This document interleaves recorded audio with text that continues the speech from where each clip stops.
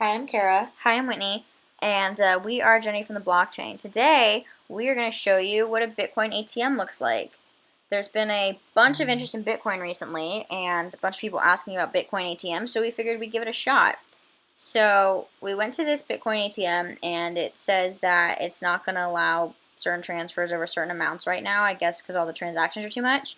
So, I guess you're going to have to give more than $10, which is fine. So I guess we're going to go into this without any of our usual information. So if this is like a first time buy, you'll see what this is like.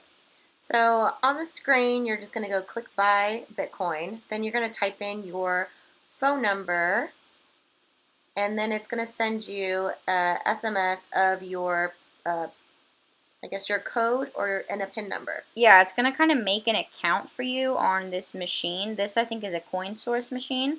So you have to make sure you do the right number to confirm it, or else it's obviously not going to go through to your cell phone, and you're not going to be able to make an account. And I think these are for people that don't really have this experience like buying on exchanges or things like that, because it kind of wants you to set it up as an account through that source. So you're going to check your phone, and Kara's going to find her code here and put it in. One thing to notice is that the bills that can go from certain ranges, so some will say you can purchase between like $5 and $1,000, and then others will say that the purchase is between $1,000 and $4,000, and each ATM will have limits. So we don't really recommend buying right now because the price is crazy high, but we just wanted to get this video to you guys so you could see it. So once the code comes in, you're just going to put it in to verify your account. You get it through text, you just enter it, and then it's going to ask you for the PIN number. So then it's going to ask you to create a PIN number, so just create any type of, I think, 4 to 5 digit PIN number.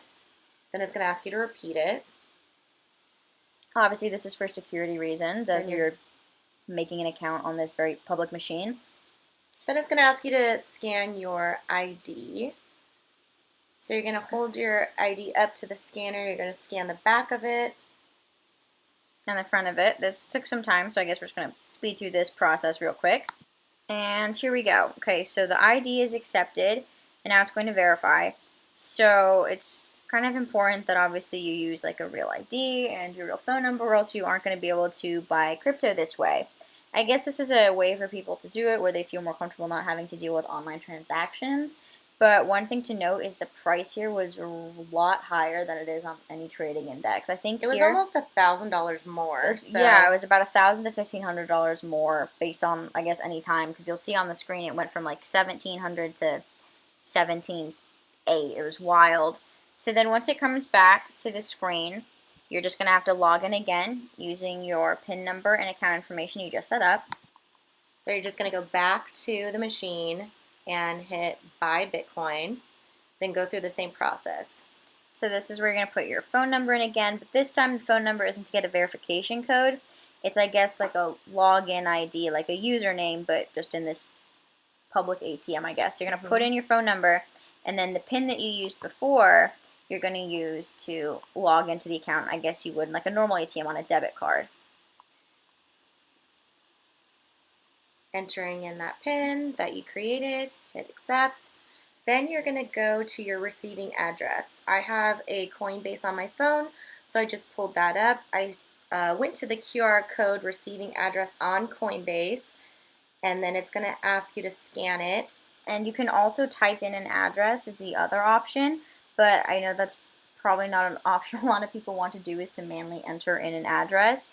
It may also manually enter in an address. So we're going to just scan the QR code, as you'll see right here. I think it's safer to scan the QR code instead. You don't want to accidentally type something wrong. Yeah, especially on like a public ATM like that. You just don't know if people are behind you. You just don't want to expose your keys. So I think it's fine to expose a QR code. We got to help out here, some technical difficulties. Oh, there we go.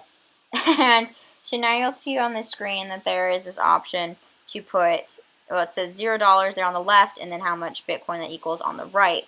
So you can take cash in any increment. This machine's minimum was $10. And so we're just going to insert just a $20 bill. Like I said again, we really don't recommend buying in right now as it's so inflated. But just for this video, we figured we'd take the sacrifice. And we're going to submit the purchase, and it will process through the blockchain. It's going to ask if you want a receipt. It didn't really give us an option to print one. this time. The only option was no. Yeah, I said, would you like receipt? And the only option was no. So hopefully your machine lets you get a receipt. And we'll post a picture of the code with the confirmation. And out of the $20, we got 18, so it was only a $2 processing fee, which wasn't too bad. But thanks for watching our video. I'm Kara. I'm Whitney, and we are Jenny from the blockchain. Let us know if you have any more questions, and we would love to help walk you through that. Good luck at your ATM. Bye. Bye.